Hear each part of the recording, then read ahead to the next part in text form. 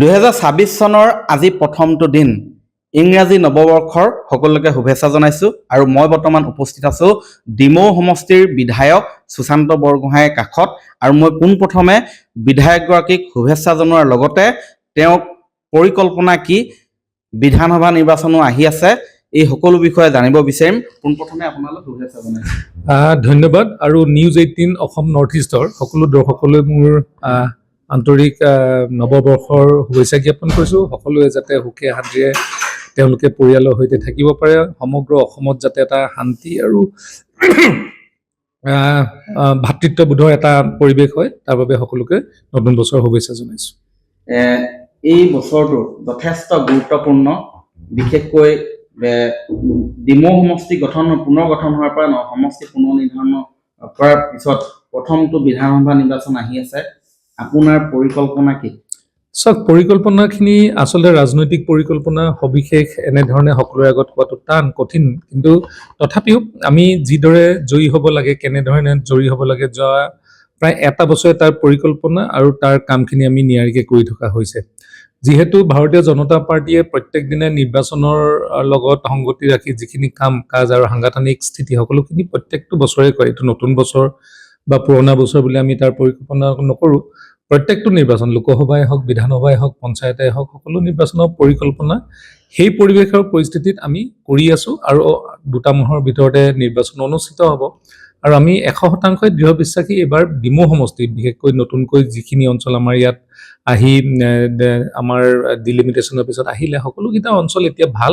আমি যোৱা পঞ্চায়তৰ নিৰ্বাচনত তাৰ ৰিজাল্ট দেখিছোঁ আৰু এইবাৰ বিধানসভা নিৰ্বাচনত বহু ভোটত আমি নিৰ্বাচিত হ'ম বুলি আমি আশা কৰিছোঁ।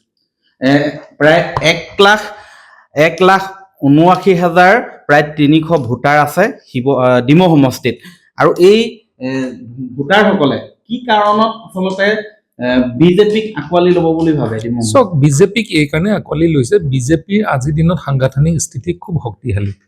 2জনকৈ নেতা, বিশেষকৈ আমাৰ প্ৰধানমন্ত্ৰী নৰেন্দ্ৰ মোদী ডাঙৰীয়াৰ যিখিনি উন্নয়নমুখী কাম কাজ আৰু ভাৰতবৰ্ষক পৃথিৱীৰ শক্তিশালী দেশৰ মাজত এখন দেশ হিচাপে পৰিগণিত কৰাবলৈ সক্ষম হৈছে। আৰু দ্বিতীয়তে আমাৰ অসমৰ মাননীয় মুখ্যমন্ত্ৰী ডক্টৰ হিমন্ত বিশ্ব শৰ্মা ডাঙৰীয়া। আপোনালোকে দেখিছে যে আজিৰ দিনটোত প্ৰায়বিলাক ৰাস্তা পদূলি ঘাট খুব উন্নত হৈছে। আপোনাৰ নতুনকৈ সংযোজিত অঞ্চলবিলাকত অকণমান কৰিবলগীয়া আছে, কিন্তু আমাৰ উন্নয়নৰ যিবিলাকৰ কাঠামো সেই গোটেইখিনি আমাৰ ডক্টৰ হিমন্ত বিশ্ব শৰ্মা ডাঙৰীয়াই আজি অসমখনক আগুৱাই নিবলৈ সক্ষম হৈছে। আমাৰ GDP হাৰ বাঢ়িছে, আমাৰ ৰাস্তা পদূলি ঘাটবিলাক ভাল হৈছে, আমাৰ যিখিনি ল'ৰা ছোৱালীয়ে আগতে চাকৰি পাবৰ কাৰণে বহু ৰাজনৈতিক নেতা ঘৰে ঘৰে ঘূৰি ফুৰিবলগীয়া হৈছিলে, মন্ত্ৰী বিধায়কৰ ঘৰে ঘৰে ঘূৰি ফুৰিবলগীয়া হৈছিল, সেই তেনেধৰণৰ ল'ৰা ছোৱালীয়ে আজি নিজৰ ওপৰত নিৰ্ভৰ কৰি তেওঁলোকে চৰকাৰী চাকৰি পাবলৈ সক্ষম হৈছে। আৰু আমি যেনেধৰণে কৈছিলোঁ, প্ৰত্যেকটো কাম ইতিমধ্যে কৰি সম্পূৰ্ণ কৰা হৈছে। হয়তো 10% কাম ক'ৰবাত থাকি গৈছে। আপোনালোকে চাব যে সত্ৰ মাটি,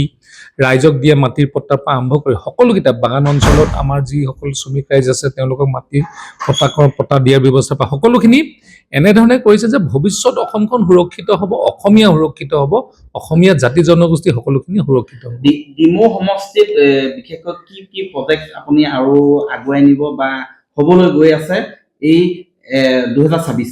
চাওক, আমি অতি দুৰ্ভগীয়া বুলি ক'ব লাগিব শিৱসাগৰ সমষ্টিৰ ৰাইজে। তথাপিও নৰেন্দ্ৰ মোদী ডাঙৰীয়া আৰু আমাৰ মাননীয় মুখ্যমন্ত্ৰী ডক্টৰ হিমন্ত বিশ্ব শৰ্মা ডাঙৰীয়া তেওঁলোকৰ প্ৰচেষ্টাত আহোমৰ ৰাজত্বৰ যিসমূহ মৈদাম আছিলে সেই মৈদামসমূহ আজি বিশ্ব ঐতিহ্য ক্ষেত্ৰ হিচাপে স্বীকৃতি পাইছে।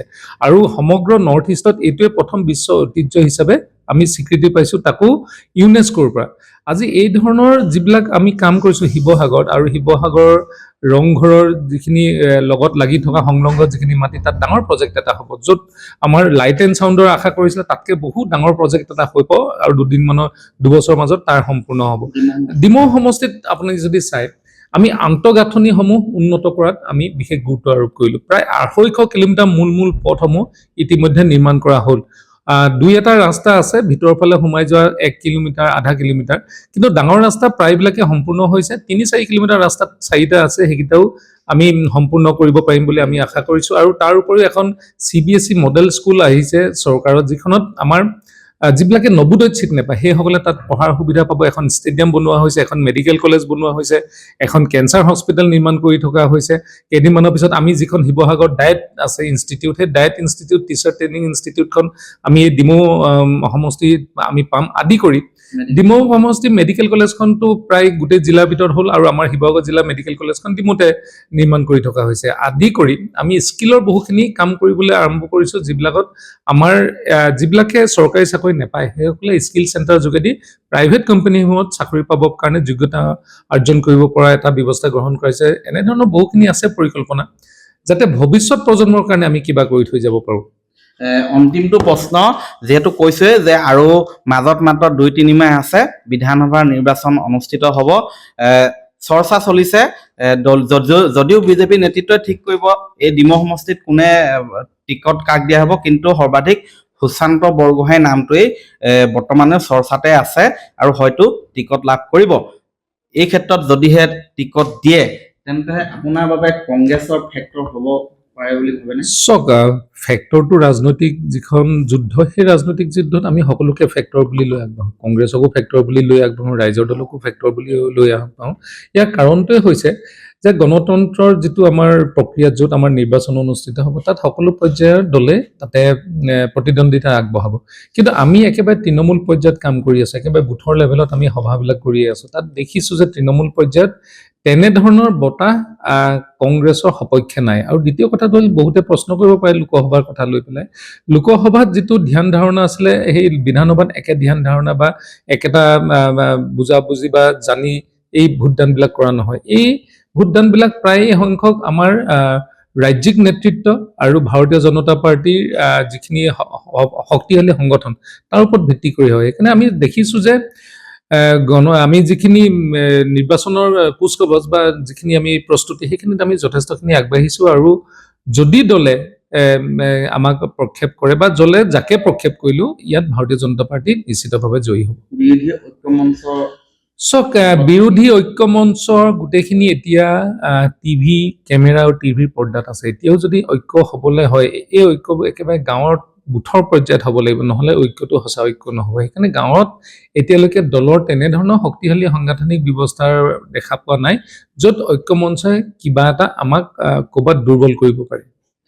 হয়, বিধায়ক সুশান্ত বৰগোহাঁই তেওঁ বহু পৰিকল্পনাই আছে। বহুকেইটা ডিমৌ সমষ্টিত ইতিমধ্যে ডাঙৰ ডাঙৰ কেইবাটাও প্ৰকল্প হাতত লৈছে, আৰু সেইকেইটা যাতে 26ত সম্পূৰ্ণ কৰিব পাৰে তাৰ বাবেও তেওঁলোকে ব্যৱস্থা গ্ৰহণ কৰাৰ আশ্বাস দিছে। কিন্তু আটাইতকৈ ডাঙৰ গুৰুত্বপূৰ্ণ কথাটোৱে হ'ল যে বিধানসভা নিৰ্বাচন সমষ্টি পুনৰ নিৰ্ধাৰণৰ পিছত প্ৰথমবাৰৰ বাবে ডিমৌ সমষ্টিত বিধানসভা নিৰ্বাচন হ'ব, আৰু এই নিৰ্বাচনত কেনেধৰণৰ কোন দল জয়ী হয় সেয়া সময়ত লক্ষণীয় হ'ব। কিন্তু দৃঢ়তাৰে বিজেপিৰ বৰ্তমানৰ বিধায়কগৰাকীয়ে কৈছে যে বিৰোধী ঐক্য মঞ্চ এতিয়াও সম্পূৰ্ণ দুৰ্বল, এই ক্ষেত্ৰত আগবাঢ়িব বিজেপি। আপুনি বিচৰা বাতৰি পাব কেৱল নিউজ 18 এপত। নিউজ 18 এপ ডাউনলোড কৰিবলৈ স্কেন কৰক এই QR কোড। গুগল প্লে ষ্টৰতো পাব এই নিউজ 18 এপ।